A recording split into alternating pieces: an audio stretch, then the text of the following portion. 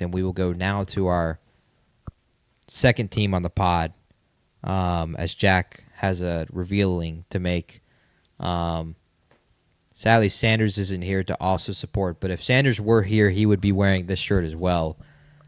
This is officially a BYU pod as much as it is a Mississippi State pod. Go Cougars. We are now on to our second game. The game that will be kicking off at the exact same time. College game day is in Texas Tech in Lubbock for the first time since 2008. Yep. First time since the Texas Longhorns lost. At the time, Texas was number 1 in the country, number 6 in the country. Texas Tech in Lubbock, a night game with Michael Crabtree having a game-winning touchdown late in that game. I was 6 at the time, and Jack was 4. I was 4, yeah. So we don't remember that game whatsoever. But anytime I watch a best college football moments of the 21st century, it is there. It is there. 100%. Jack, go ahead, take it away, sir. Yeah. Thank you. Texas Tech is favored by 10.5. I believe the spread has climbed a little bit. It's a tough spot for BYU. It's their toughest matchup. And the things that immediately stick out to me is I'm trying to think how I want to phrase this. The importance that it is for BYU to not get overwhelmed at the line of scrimmage, which, to their credit, the offensive line has been playing fantastic this season, especially in the run-blocking game. But this Texas Tech front line with Romello Height, David Bailey, even Jacob Rodriguez behind him, it's a whole different animal. And so I'm worried that if the offensive line gets overwhelmed, you're not going to be able to get L.J. Martin the ball. You're not going to be able to get Chase Roberts and Parker Kingston, your skill guys that are very good, even the chance to go win you this game. I'm not saying it's going to happen. The BYU O-line has played well this season, like I've already said. It's just a whole different animal. And then also on the other side of the ball, Texas Tech O-line is very good. The weakness of the BYU defense is their pass rush. They typically have to blitz to get pressure home, and pressure is something you want to get on Baron Morton because he does not thrive well under pressure. He's prone to make mistakes, and that's when you can take advantage of him. But if you have to constantly bring extra rushers to do that, how does that affect the integrity of the backside of your defense? So this completely profiles as a line of scrimmage game to me, and I think a lot of it's going to come down to what does BYU have from a guts and execution standpoint. Like, can they deliver that again? Because that's what they're best at, honestly, is, yeah. Hey, we may not be the most talented team, but, man, the sum of the whole is greater than the sum of the parts, I should say. So do they have that kind of performance in them again? Yeah, it's something I've talked about a ton with BYU this year is they have just shown an ability to respond in moments you just wouldn't expect them to. And the Utah game, responding late in the fourth quarter, trailing in the Holy War, responding against Iowa State when you're down 14. This is a team that has done that all year. Scheduling dynamics-wise, this is a huge schedule dynamic game. Texas Tech is playing their 6th consecutive game in a row. BYU is off a bye. Advantage, hopefully, to BYU. Now, Texas Tech gets to play at home. They get to play with College Game Day on ABC. Crowd's going to be insane for Texas Tech, of course. Tortillas are going to be flying. Controversy over that. They're trying to suspend the tortillas, which why are we suspending traditions in sports that are awesome? And so hopefully that doesn't become an issue with the tortillas that will hit the field in the first quarter. And hopefully BYU doesn't get distracted by the tortillas as well. BYU, for the first time in team history, is 8-0 in back-to-back years. So it is a huge testament to Kalani Sitake that this team is, again, 8-0. And make whatever you want of the schedule that they have played both this year and last year. They are fair arguments. This has quickly become, with this first official rankings, completely different to last year. BYU, I believe, was undefeated at the time of the first rankings, and I think it was like 12 or 13 in the first rankings. They're 7. They're 7 in the rankings, this first one.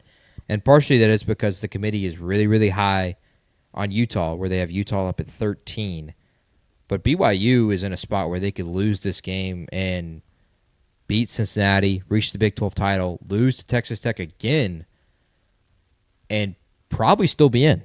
Because if they're going to continue to rank Utah that highly, you would expect BYU be a barrier of entry to Utah. So for Cougar fans like us and our Cougar fan base, that is a really, really positive sign compared to last year, because that was kind of what we talked about after the Iowa State game was, oh no, here we go again, potentially. We got two big games. Last year they had the Arizona State game, and then they lost another one.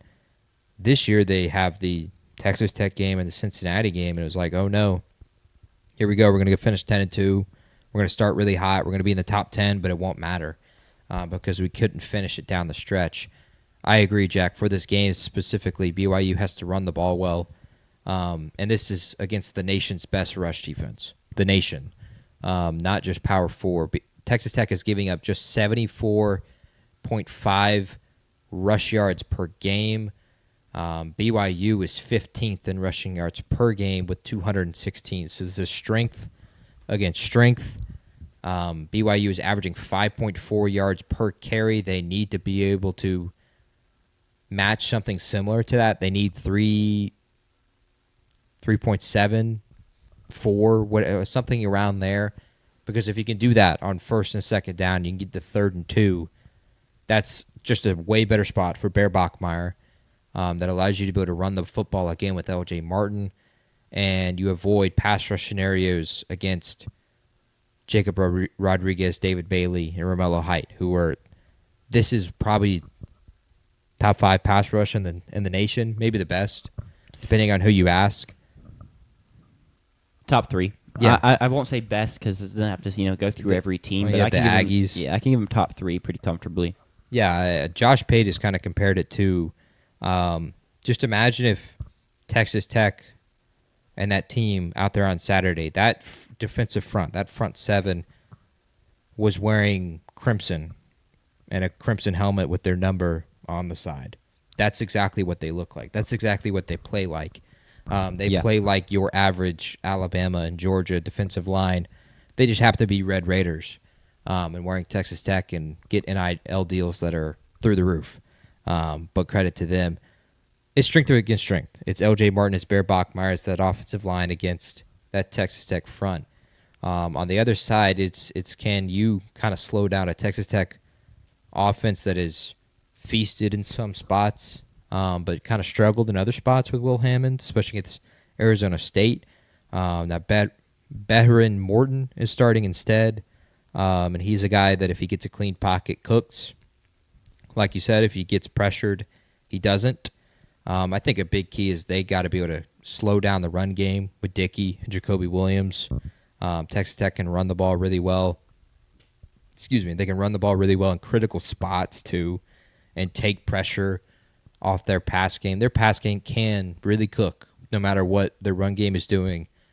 But if he can force him into 3rd and 7s and 3rd and 8s, again, this is common knowledge, but it would help BYU tremendously in this game because if there's anything you'd hope that is that defense travels for BYU, and they're able to slow down Texas Tech, because I don't know, you have to have concern if BYU's even going to be able to score enough. Are they going to get to 24 points?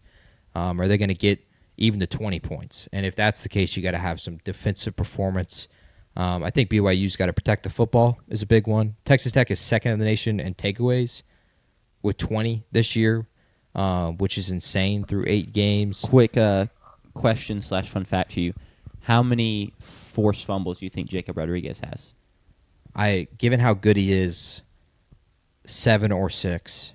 7. He's forced 7 fumbles this year. That's amazing. Which is ridiculous. That is something we talked about in the Big 12 preview. I talked about was that he just has that ability to force fumbles. Yeah, I think they're legitimately forced too. Like it's Yes. not you tackle the guy and he drops it. He's going for the ball to rip it out and succeed. Yeah, he's got the rip move and he's got the peanut punch. I think he had 4 or 5 last year, and so 7 already. Yeah, Jacob Rodriguez is a star in the making. But But again, like BYU, you got to protect the football. Bear Bachmeyer, L.J. Martin got to hold on to the football. You cannot turning it over on the road is like it's catastrophic. It's honestly, I think it's the biggest momentum play possible. Nothing gets the crowd going more. Yes. Than a turnover, A pick or a forced fumble. The only other one I can think of is maybe like a special teams touchdown.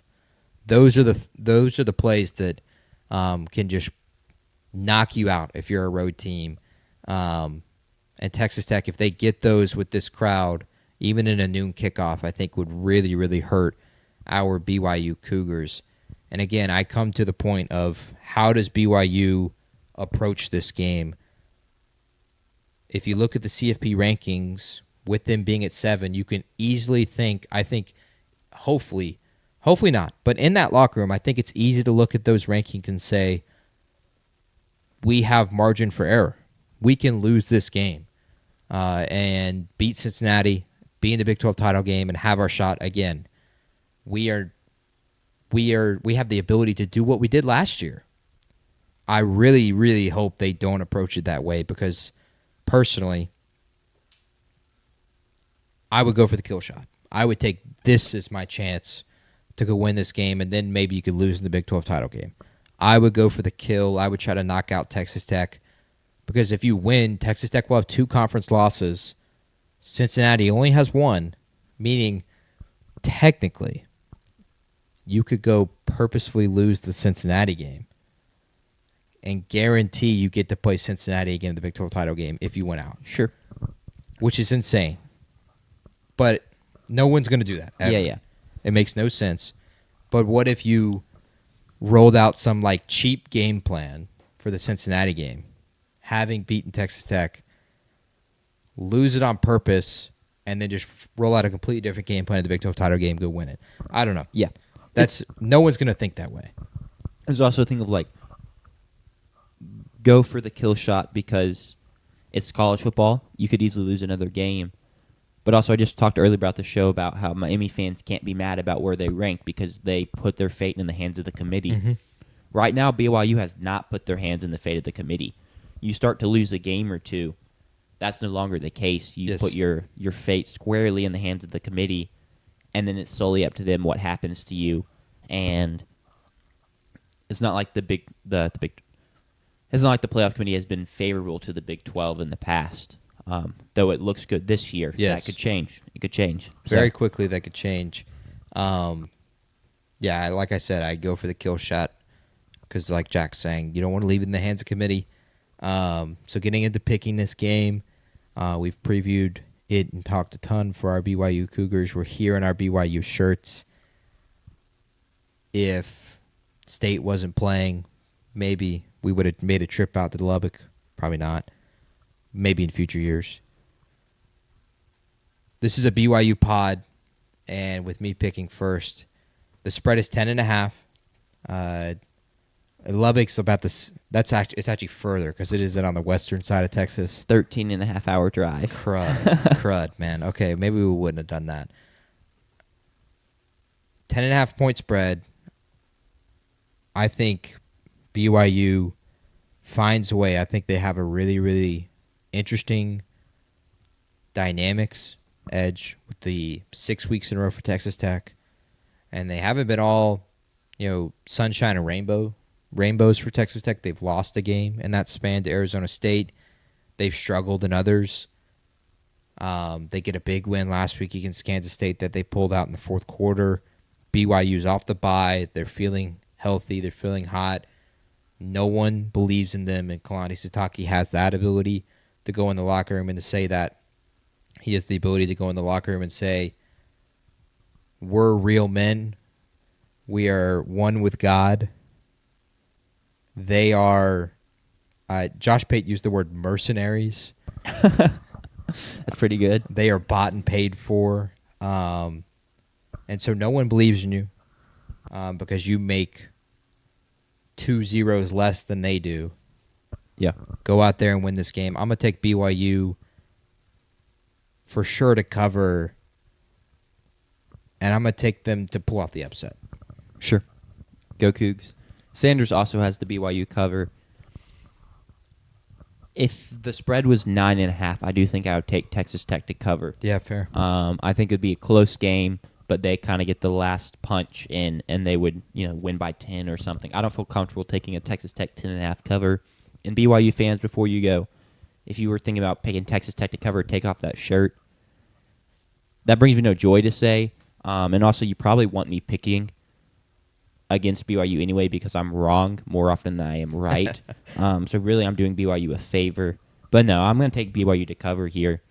They just have something about them, and I think for a lot of teams, it would scare me having to go into a Lubbock environment that maybe isn't always the best environment. And sure, it's 11 o'clock, but they've not had game day in so long. They've not had this type of team in so long. Yes. And I think they're so ready and so happy to have a team like this that it's going to be pretty insane for an 11 o'clock kick in Lubbock. But I don't think that will phase this BYU team like it would phase a lot of other teams. So give me BYU to cover, but I think Texas Tech will win this game.